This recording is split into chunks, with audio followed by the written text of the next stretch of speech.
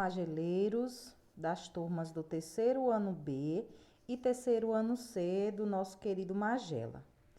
Bom, nossa aula de hoje é uma reflexão, é uma análise sobre a ditadura civil e militar no Brasil, que ocorreu dos anos de 1964 a 1983.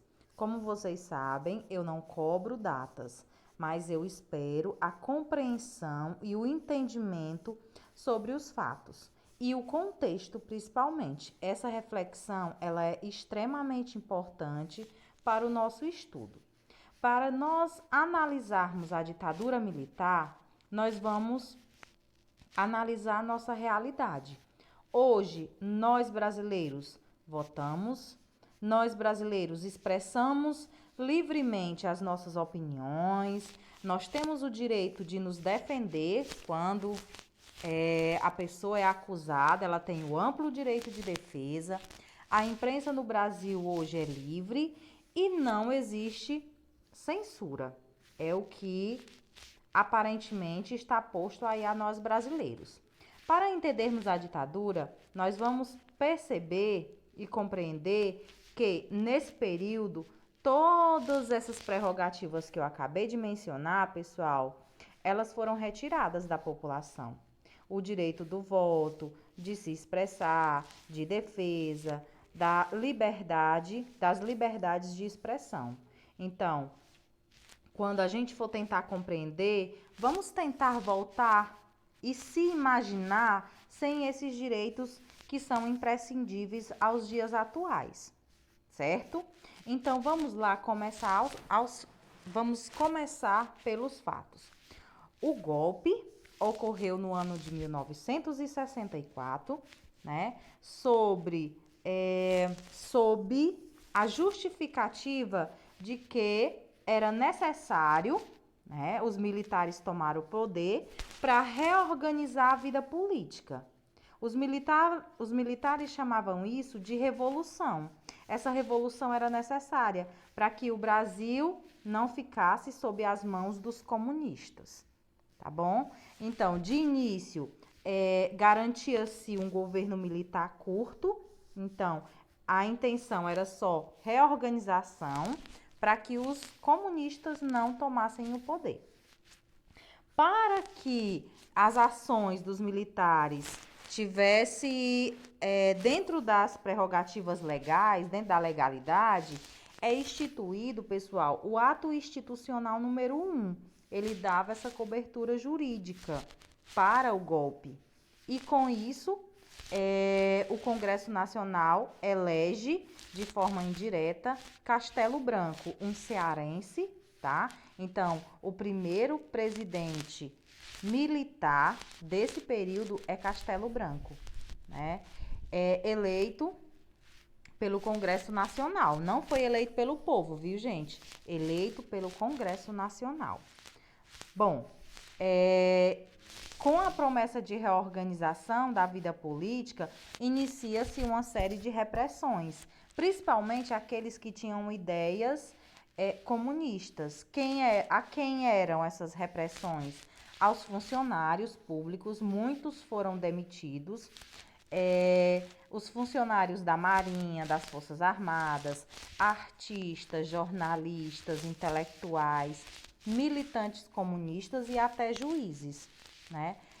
Sofreram repressões do governo militar.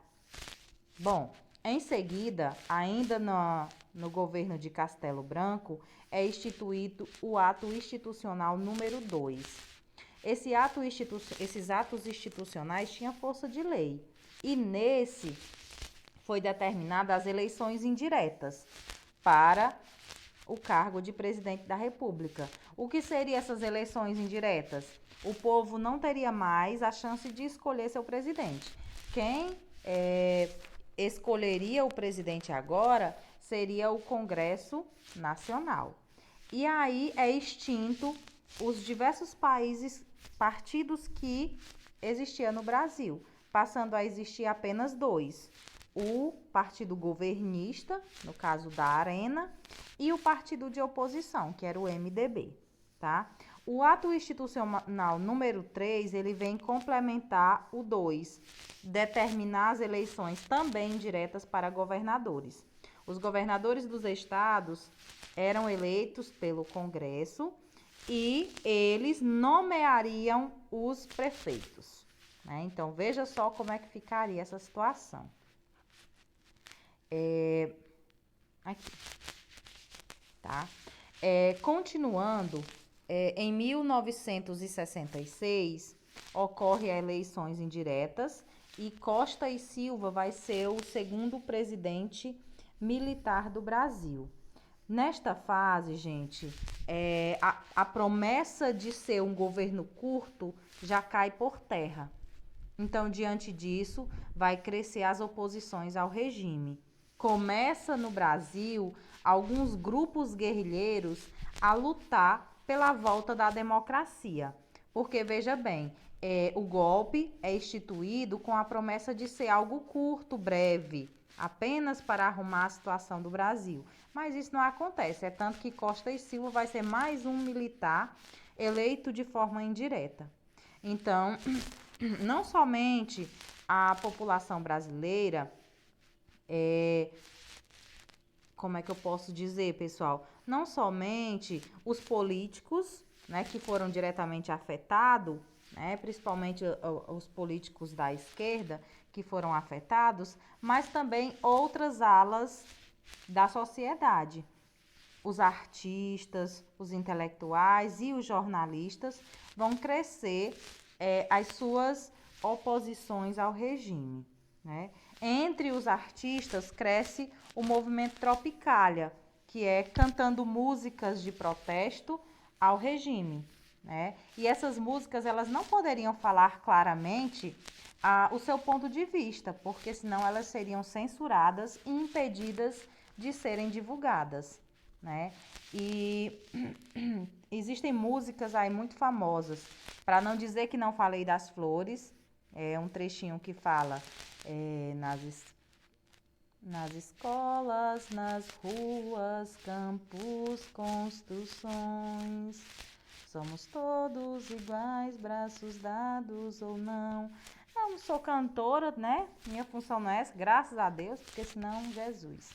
Mas essa música, tinha outra do Chico Buarque que dizia assim: Pai, afasta de mim este cálice, Pai, afasta de mim este cálice de vinho tinto de sangue. É uma das também. Tem uma mensagem implícita, volto a repetir, não poderia dizer as claras. E aí, no Rio de Janeiro acontece uma passeata, chamada de Passeata dos 100 mil, e isso vai demonstrar o quê? Que cresceu a impopularidade do regime. Diante de tudo isso, das manifestações, das oposições e do crescimento da impopularidade do regime, Costa e Silva institui em 1968 o AI-5, o mais duro e pesado dos atos institucionais. Com ele é determinada a censura, todas as liberdades de expressão são proibidas, o pessoal é proibido de se reunir, cassou-se mandatos, impediu os funcionários do judiciário de atuar como juízes, enfim. Então, o ato institucional, ele é o mais severo de todos os outros, tá?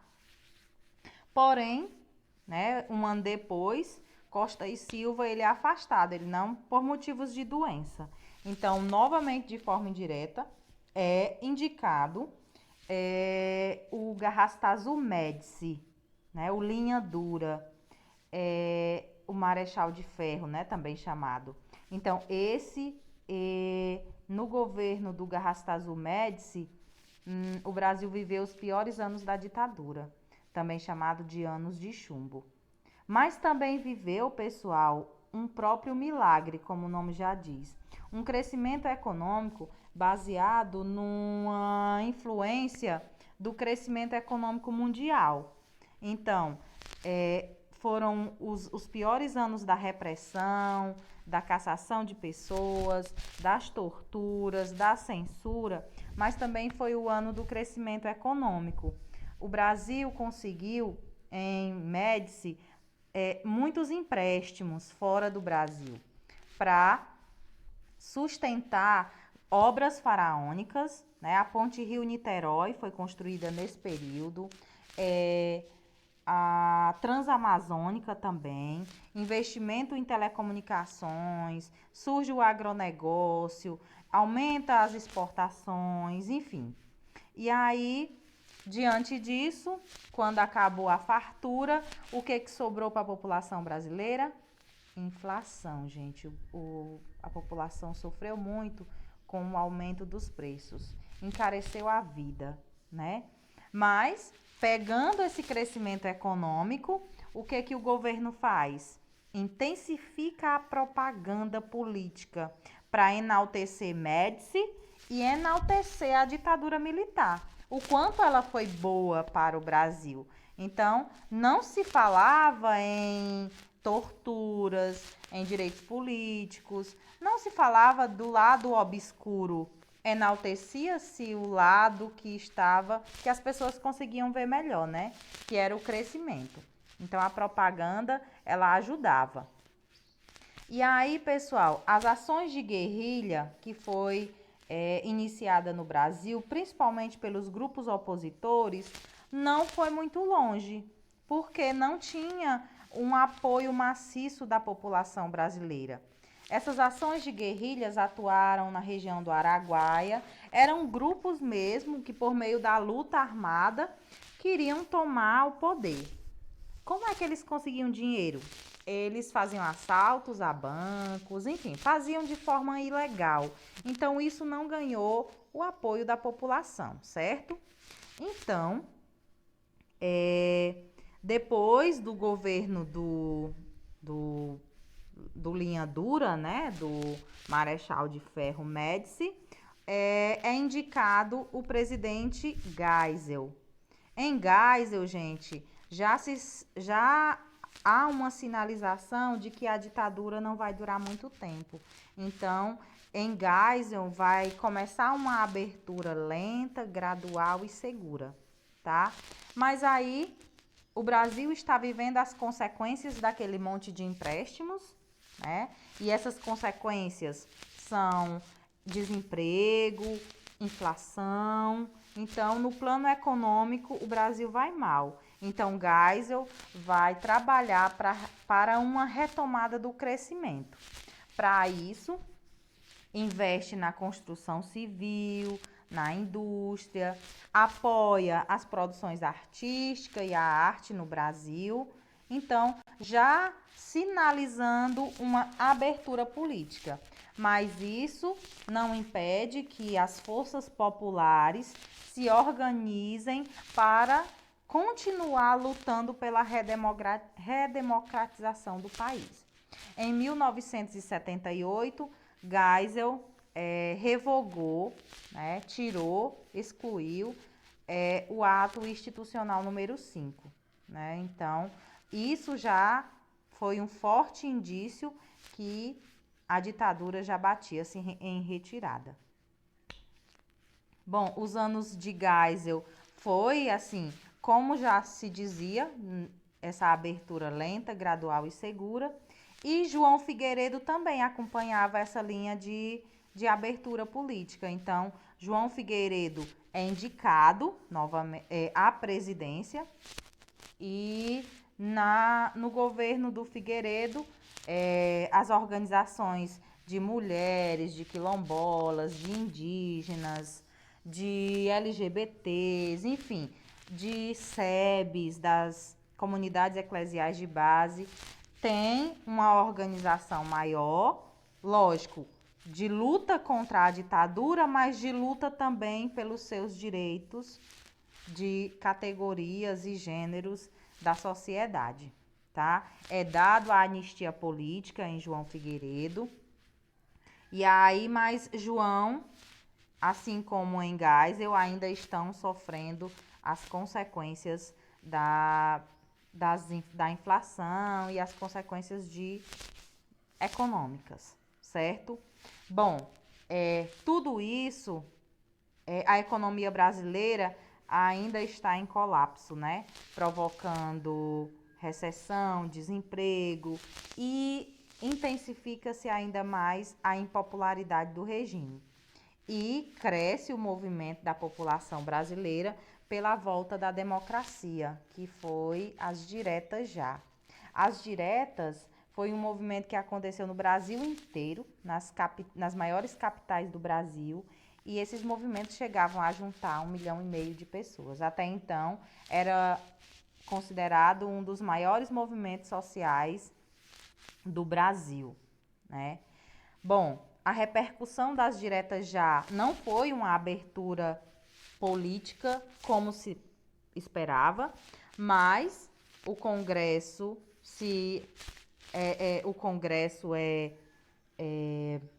como é que eu vou dizer, galerinha? É admitido para a construção de um plano de democracia. E aí, Tancredo Neves e José Sarney, eles são eleitos de forma indireta, o Congresso é quem os elege, para presidência do Brasil, né? Considerando que Tancredo Neves e José Sarney não são militares, não eram militares, eram civis. Então, a partir de então, podemos dizer que se encerra a ditadura militar. Porém, pessoal, Tancredo Neves não pôde assumir. Ele adoeceu, morreu, não necessariamente no seu afastamento, mas em consequência de problemas de saúde. E José Sarney assume como presidente civil do Brasil. Então, a partir da posse de José Sarney como presidente, a gente vai viver essa nova república, da qual nós ainda estamos a passos lentos tentando conquistar, formular e desenvolver no Brasil. É isso aí, pessoal. Eu espero que vocês tenham tido a paciência de ver todo o vídeo, tentado entender. E agora é hora de escrever o que eu coloquei no vídeo no caderninho de vocês e enviar o registro lá pela plataforma. Eu espero muito que vocês tenham gostado e principalmente entendido a aula. E aí, só para finalizar, vocês vão lá no livro de vocês, na página, só um momentinho aqui, eu tô com o livro em mãos, na página 234 e vão responder a questão 1, 2, 3 e 4, tá bom? Só para fixar os conhecimentos, tá certo? Próxima aula eu divulgo aqui a correção dessa atividade, ok? Tchau, pessoal. Um abraço e um grande beijo. Queria também explicar que nesse momento está um pouco inviável as reuniões pelo Meet. Eu só estou tendo o meu celular. Eu estou sem notebook, meu notebook queimou. Então, nesse momento, o que eu estou conseguindo fazer para ajudar vocês são esses pequenos vídeos com uma qualidade bem remota, como vocês estão vendo, mas com aquele desejo de que vocês compreendam, entendam e aprendam. Tá certo, galerinha? Beijão, tchau, tchau. Até a próxima aula, se Deus nos permitir.